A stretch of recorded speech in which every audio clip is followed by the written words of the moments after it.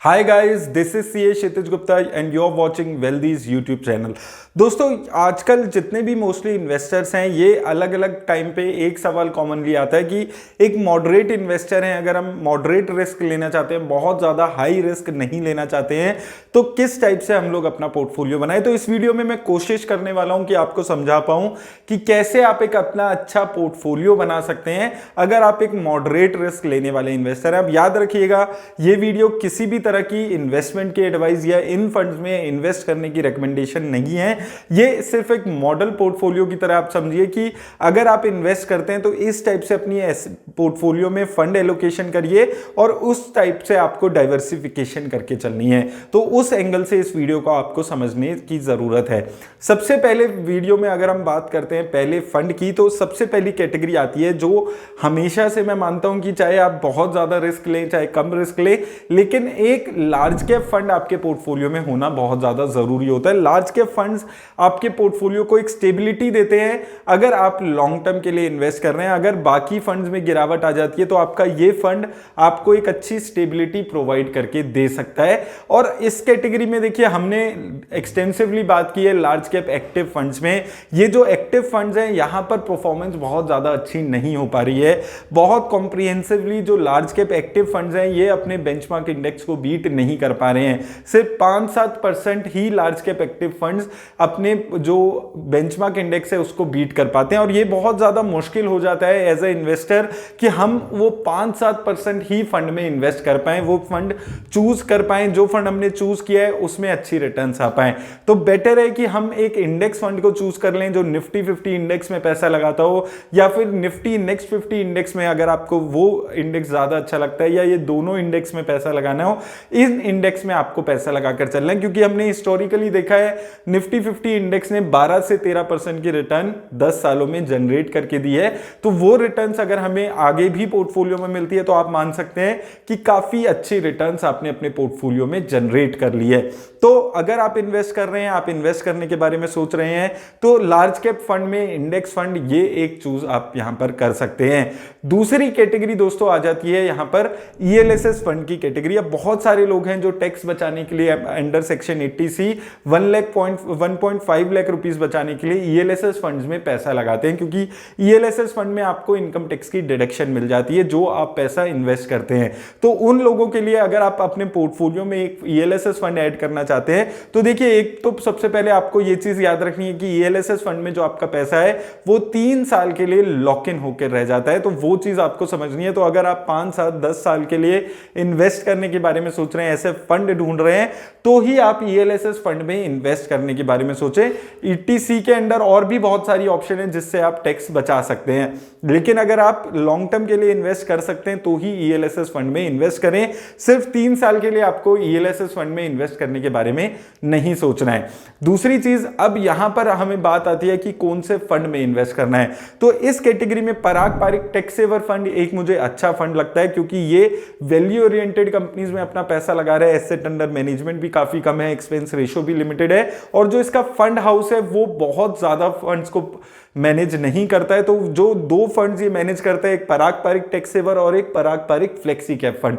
तो tax saver fund में मुझे ये लगता है कि ये फंड अच्छी रिटर्न्स लॉन्ग टर्म में आपको जनरेट करके दे सकता है। और पोर्टफोलियो में एक डाइवर्सिफिकेशन अलग टाइप की आ जाती है कि ये वैल्यू ओरिएंटेड कंपनीज में पैसा लगाता है। वो कंपनीज जिनकी प्राइस टू अर्निंग रेशियो बहुत ज्यादा नीचे चल रही है, जिन पे मार्केट बहुत ज्यादा भरोसा नहीं कर रही है, इन कंपनीज को ये अपने पोर्टफोलियो में धीरे धीरे ऐड करके अच्छी रिटर्न्स जनरेट करता है। तो ये एक फंड आप यहां पर देख सकते हैं। फ्लेक्सी कैप कैटेगरी में अब तीसरा फंड आ जाता है।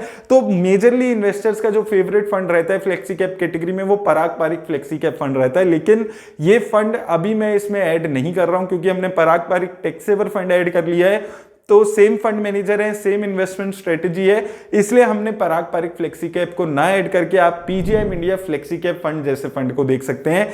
यहां पर रिस्क थोड़ा सा ज्यादा होता है, वो चीज को आपको समझकर चलना है। एसेट अंडर मैनेजमेंट 7000 करोड़ के आसपास है, तो वो एक चिंता की बात नहीं है। तो ये फंड भी एक अच्छा फंड हो सकता है जो फ्लेक्सी कैप कैटेगरी में आपको यहां पर ऐड करना है। उसके बाद एक मिड कैप कैटेगरी का फंड आप ऐड कर सकते हैं। अभी तक हमने 3 फंड्स ऐड कर लिए हैं जो मेजरली लार्ज कैप में पैसा लगा रहे हैं, तो हम अब आ गए हैं मिड कैप कैटेगरी में। मिड कैप कैटेगरी में Mirae asset mid cap fund एक अच्छा फंड है जो एक रेगुलर इन्वेस्टमेंट पर आपको अच्छी रिटर्न्स जनरेट करके दे रहा है। One of the best performing fund ये सिंस इंसेप्शन यहां पर रहा है। तो ऐसा फंड जो बहुत ज्यादा रिस्क नहीं लेता है और एक कंसिस्टेंट रिटर्न्स दे रहा है, पोर्टफोलियो में डाइवर्सिफिकेशन भी आपके दे देता है, तो ऐसा एक fund Mirae asset mid cap fund है। इसके बाद दोस्तों देखिए, अभी तक हमने मिराई एसेट मिड कैप को ऐड करने से मिड कैप और लार्ज कैप सारी कैटेगरीज ऐड कर ली हैं।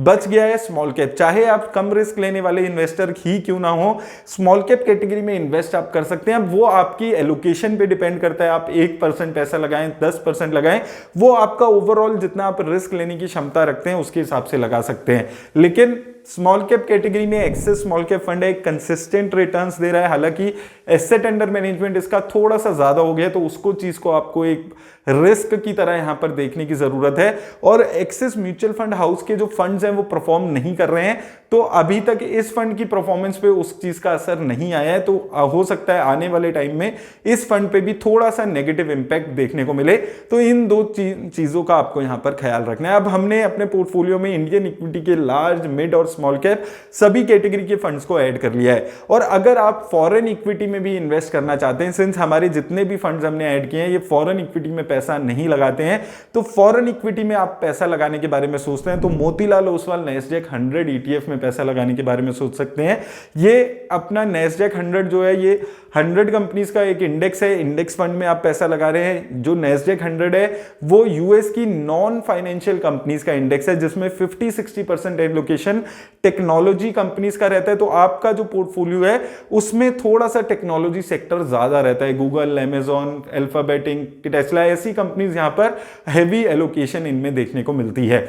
अगर आप फॉरेन इक्विटी में इन्वेस्ट करना चाहते हैं, वो आप एक इंडिविजुअल इन्वेस्टर पे भी डिपेंड करता है किस टाइप के रिस्क लेना चाहता है अपने पोर्टफोलियो में, तो उस चीज का आपको यहां पर ख्याल रखना है। अब दोस्तों ये जो पोर्टफोलियो आपका बन गया, इसमें एसेट एलोकेशन आपको कितनी किस्में करनी है वो प्योरली आपके ऊपर डिपेंड करता है। आप कितना रिस्क लेना चाहते हैं, कितनी रिटर्न्स चाहते हैं, कितना लॉस आप बियर कर सकते हैं, उन सब चीजों पे।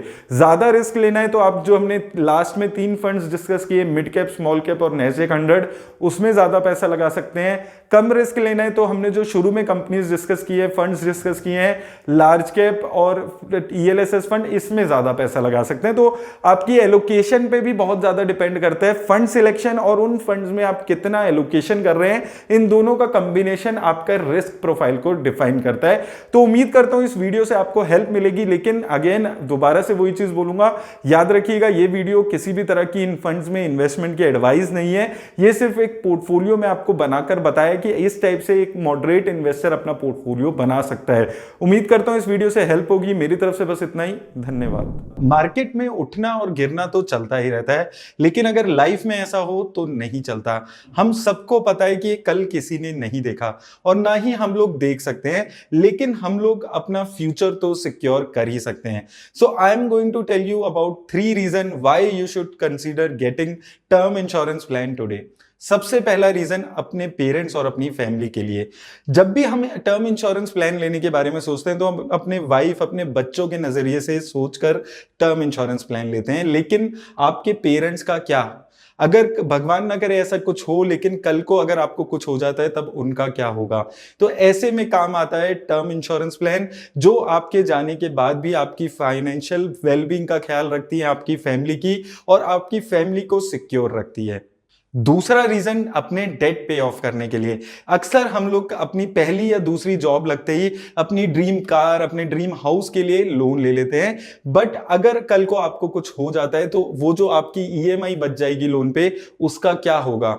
उसके लिए काम आता है आपका टर्म इंश्योरेंस। टर्म इंश्योरेंस में जो आप सम एश्योर करते हो, उससे आपके जाने के बाद भी आपके पेरेंट्स, आपकी फैमिली, वो जो आपका बचा हुआ लोन है उसको उतार सकती है। इसलिए टर्म इंश्योरेंस लेना आपके लिए बहुत ज्यादा जरूरी है। और तीसरा रीजन है रीजनेबल प्रीमियम। जब हम यंग और हेल्दी होते हैं तो बहुत सारे इंश्योरर्स हमें काफी कम प्रीमियम पे एक अच्छा खासा कवर दे देते हैं। आप 1 करोड़ तक का इंश्योरेंस करवा सकते हैं 1000 से 1500 पर मंथ में। और हम सबको पता पता है ये बहुत ही लो कॉस्ट है, लेकिन जैसे जैसे हमारी उम्र बढ़ती जाती है ये जो प्रीमियम का अमाउंट है ये भी बढ़ता जाता है, तो इसलिए आपको एक सर्टेन एज तक इंश्योरेंस लेना बहुत ज्यादा जरूरी हो जाता है। So if you are interested in taking a term insurance plan, I will highly recommend you to talk to Wealthy's trusted wealth partners. They provide free consultation and spam free advice. तो Wealthy के wealth partner से consultation book करने के लिए मैंने link description में आपको दे दिया है। आप जाकर अपने टाइम के हिसाब से उनसे मीटिंग फिक्स कर सकते हैं,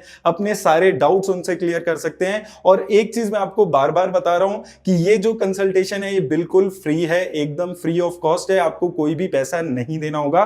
तो आप अपने सारे डाउट्स यहां पर जाकर क्लियर कर सकते हैं। तो आज ही अपनी कंसल्टेशन वेल्दी के वेल्थ पार्टनर्स के साथ आप फ्री ऑफ कॉस्ट बुक करें। Think wealth, get wealthy.